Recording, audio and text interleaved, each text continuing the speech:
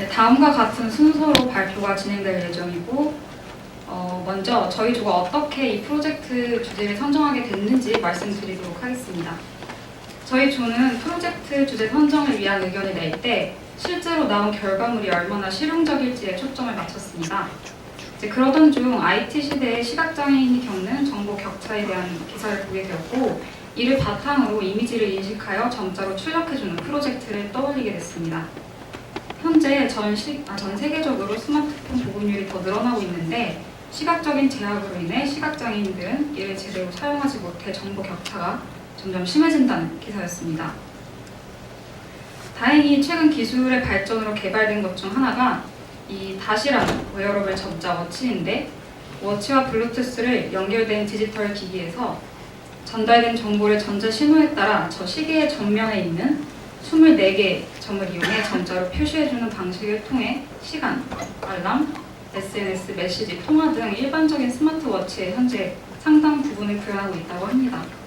다만 한 가지 아쉬운 점은 아직 이미지를 점자로 바꿔주는 기능은 탑재되어 있지 않다는 것인데, 이제 여기에 저희의 이미지를 점자로 해석하는 프로젝트를 연동시킨다면 이미지 부분까지도 보완될 수 있다고 생각을 했습니다.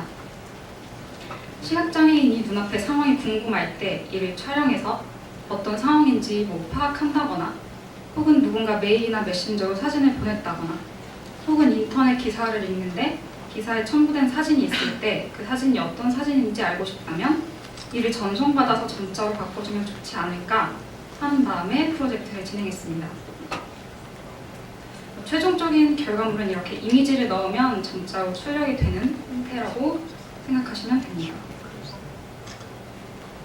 네, 저희 프로젝트의 베이스가 된 연구는 2015년도에 발표된 쇼 어텐덴트리라는 논문입니다. 이미지에서 피처 맵을 뽑아낸 다음 캡션을 생성하기 위해 CNN과 RNN을 결합하는 방식을 사용하는, 지금 여기 앞에 보이시는 것처럼 기존의 일반적인 이미지 캡션 제너레이터 모델과의 차이점이 있는데, 이 바로 RNN 부분에 어텐션 메커니즘이 추가됐다는 것입니다. 어텐션은 지금 특정 시점에 이미지의 어떤 부분에 주목해서 캡션을 생성해야 할지 알려주는 역할을 해서 모델이 보다 정확한 문장을 생성하도록 만들어졌다고 보시면 되는데, 이 어텐션 부분에 대해서는 잠시 뒤에 더 자세한 설명을 드리도록 하겠습니다. 모델에서 이미지를 캡션으로 번역하는 과정은 크게 인코딩 파트와 디코딩 파트로 이렇게 나누어져 있습니다. 이렇게 어떤 이미지가 들어오면 CNN 부분에서 해당 이미지에 대한 피처맵, 즉 특징을 추출해냅니다. 그렇게 해서 나온 인코딩 파트의 아웃풋이 다음에 디코딩 파트, 더 정확히 얘기하자면 저희는 이제 LSTM 셀을 사용했기 때문에 LSTM의 인풋이 되고, 이 디코딩 파트의 아웃풋으로 기계 번역 캡션이 생성된다고 생각하시면 됩니다. 이 CNN의 구현에는 사실 굉장히 다양한 VGG 16, 19, 알렉스넷, 레즈넷 등이 있는데, 저희는 그 중에서도 VGG 19을 사용했습니다. 16개의 합성국 계층과 3개의 완전 연결 계층으로 심화되어 있어서 도합 19개의 층이 있기 때문에 이름이 VGG 19이라고 하고요. 이 VGG 19이나 앞서 말씀드렸던 저희가 사용한 LSTM의 경우에는 굉장히 다양한 설명 자료도 인터넷에 많이 있기 때문에 이 부분에 대한 설명은 저희가 생략하도록 하겠습니다. 이제 저희 모델의 핵심 부분이라고 할 수 있는 어텐션에 대해 더 자세히 살펴보고자 합니다.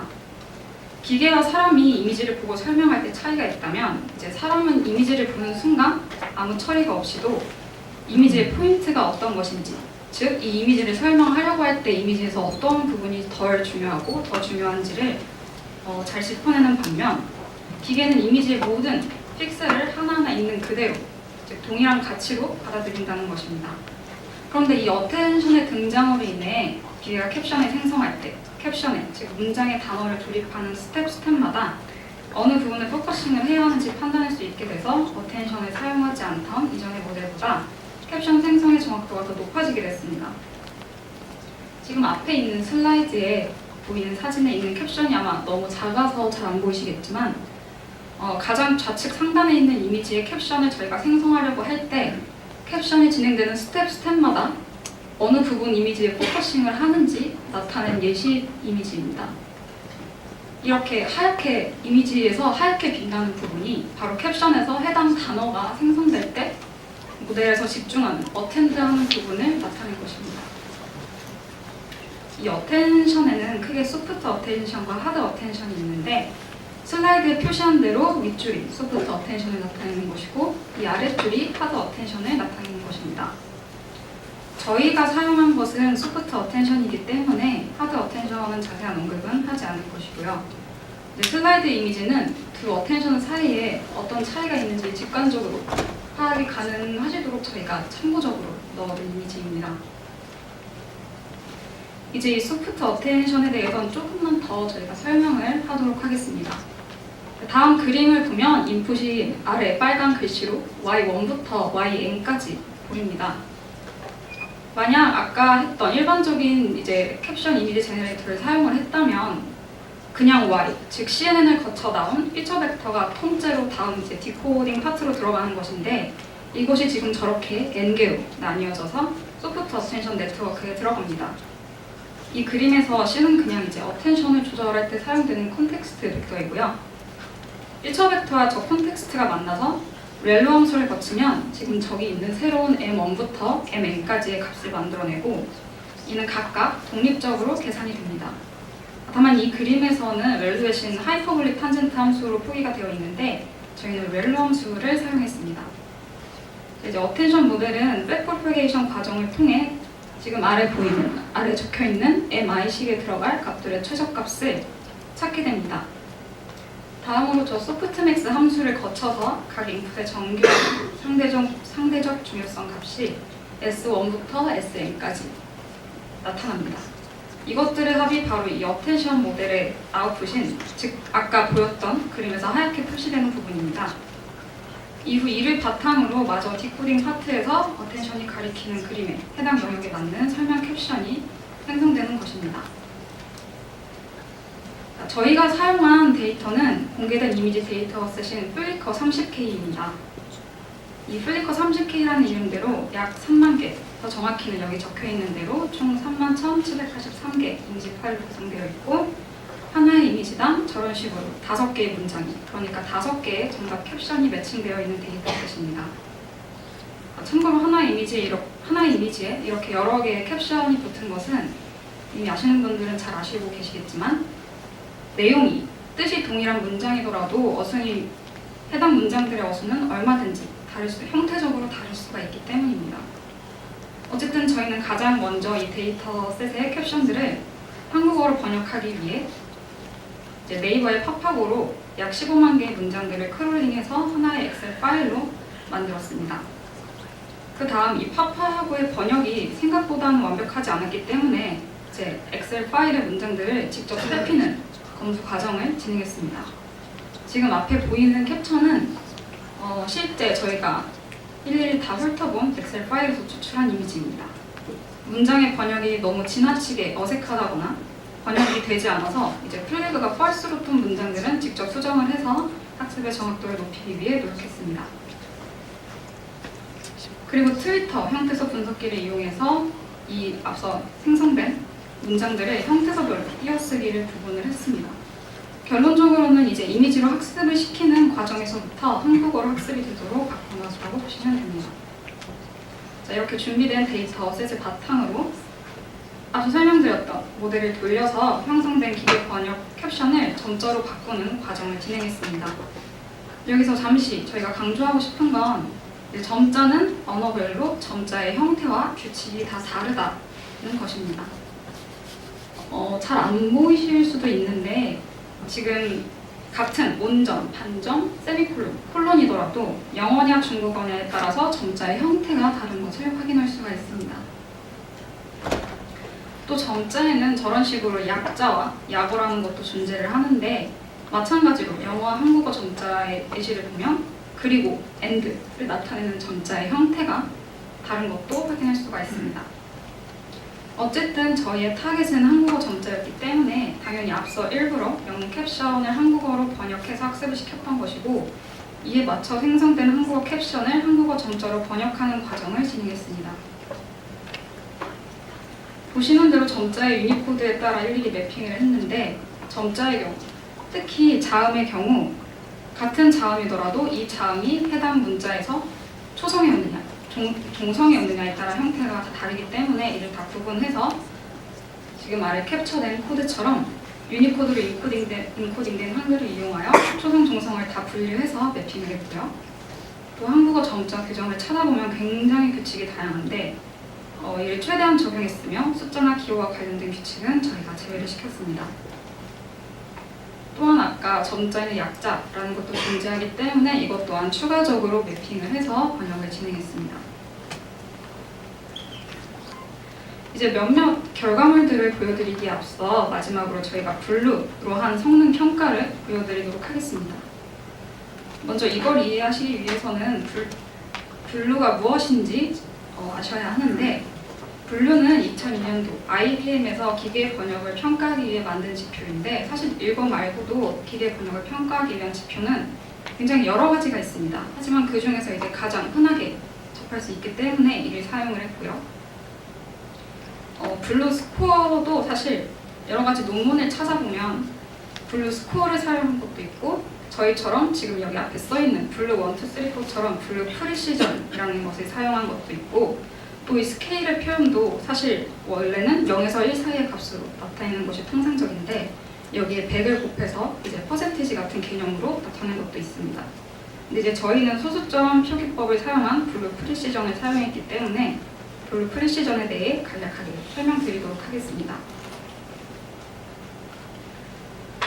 블루 프리시전의 값을 이해하기 위해서는 먼저 n그램이라는 것이 무엇인지 아셔야 하는데, n그램에서 그램은 이제 쉽게 말해서 띄어쓰기를 기준으로 구분한 한 단어라고 생각하시면 되고, n그램은 n개의 인접해 있는 단어 뭉치라고 생각하시면 됩니다. 이제 그림에서처럼 단어가 한 개인 유니그램, 원그램부터 단어 4개의 뭉치인 4그램까지 사용을 했습니다. 이 n그램을 바탕으로 아래에 있는 수식처럼 기계 번역 결과, 즉 저희가 모델을 돌려서 나온 결과의 캡션에서 n그램 수 분에 정답 캡션과 일치한 n그램의 수, 이 비율로 바로 구한 것이 아까 저희가 말씀드린 블루 1, 2, 3, 4인데, 이 슬라이드에 있는 것은 위의 수치는 저희가 아까 말씀드렸던 Show Attend and Tell라는 논문에서 가져온 값이고, 아래는 저희가 돌린 결과 값입니다. 이 논문에서는 굉장히 최적화된 기법을 사용했을 때 나온 블루 프리시전이기 때문에 사실 저희가 이것보다는 값이 낮지만 그래도 결코 나쁘지 않은 결과라는 것을 보여드리기 위해 이렇게 비교를 해놨고요. 이건 저희가 모델을 돌릴 때 앞서 이제 플리커 30K 데이터 셋의 캡션 전처리 과정에서 보여드렸던 팝팝을 통해 생성된 한글 번역의 검수 여부, 그리고 해당 한글 번역의 형태소 분석 여부에 4가지 조합을 바꿔가면서 돌려본 결과 나온 n그램 프리시전 스코어를 정리한 슬라이드입니다. 지금 빨갛게 네모를 쳐둔 게 가장 성능이 좋게 나온 결과입니다. 자, 이 과정들을 거쳐 나온 결과는 다음과 같은데요. 먼저 나쁜 예시부터 보여드리겠습니다. 위의 예시는 장소가 지하철이 아닌데 지하철에 타고 있다고 번역이 되었고, 아래 사진의 경우 남자가 도보에서 커다란 개를 산책시키고 있는 사진인데 사격 연습장에서 총을 겨누고 있다고 번역이 됐습니다. 심지어 지금 보면 사격 연습장에서 라는 문구가 중복되어 출력되었는데, 이건 저희가 PPT를 만들 때 오타를 낸 게 아니라 사실 아까 한글 번역 검수를 하지 않았을 때 발생했던 배드 케이스 중 하나인데, 이상하게 이 문장의 원래 영어 문장을 팝하고에 넣으면 팝하고에서 저렇게 저 부분에 동일 문구가 2번 출력되면서 번역이 되는 오류가 있었습니다. 이제 검수 이후에는 저렇게 동일 문구가 2번 생성된 오류는 찾지 못했습니다. 이 다음은 잘 번역이 된 예시들입니다. 보이시겠지만 번역이 잘 된 경우에는 어느 정도 만족스러운 캡션들이 도출되었음을 알 수 있습니다. 한 남자가 가게에서 물건을 사실 저는 사고 있는 건지 팔고 있는 건지 잘 모르겠지만 어쨌든 맥락상 팔고 있다고 해도 맞는 것 같고요.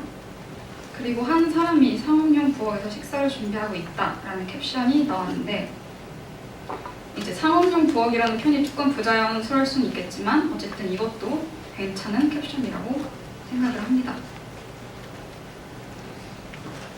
이제 저희가 발표를 마치기에 앞서 프로젝트를 진행하면서 느꼈던 아쉬운 점들과 한계점을 몇 가지 말씀드리겠습니다. 가장 먼저 이제 실용성 측면에서 말씀을 드리면 사실 저희가 사용한 데이터셋은 기존의 라벨링이 다 되어 있고 또 이미지도 예쁘게 되게 정제된 데이터셋인 퓨리커 30K를 사용을 했는데 이것 말고 저희가 직접 사실 저희 처음 플랜은 직접 이미지를 다 찍어서 일일이 라벨링을 다 달아서 약간 노이즈가 있는 이미지들을 가지고 사용해보는 것이 더 바람직하겠다라고 생각을 했었는데 사실 현실적으로 불가능했기 때문에 나중에 프로젝트를 더 보완할 수 있다면 저희가 가장 바꿔보고 싶은 부분이고요. 그리고 2번, 다양한 조합의 모델 같은 경우에는 아까도 말씀드렸듯이 CNN도 굉장히 다양하게 구현을 할 수가 있고 또 수치를 갱신할 때 옵티마이저도 저희는 아담을 썼는데 그것 말고도 모멘텀이나 RMS 프랍 같은 것들을 사용할 수 있는 옵션도 있었고 또 모델 내에서 어텐션 메커니즘 같은 경우에도 저희는 소프트를 사용했지만 그거 말고도 하드 어텐션을 사용할 수도 있었고 또 이 둘 복합적으로 적용한 방법도 다른 논문에 있는데 이런 식으로 다양한 조합으로 구현된 모델들을 통해서 동일한 데이터셋을 기준으로 성능을 일일이 다 비교해서 최적의 조합을 찾아봤다면 더 풍부한 프로젝트가 될 수 있지 않았을까 생각을 합니다. 그다음에 이건 약간 아쉬웠던 점 중에 하나인데 아직까지 이제 파파고나 구글 번역기가 완벽하지는 않기 때문에 직접 캡션들을 다 번역하지 않는 한 이제 오류가 아예 없는 번역은 불가능하다는 것이었습니다. 자, 저희 조가 준비한 내용은 여기까지입니다. 발표를 들어주셔서 굉장히 감사합니다.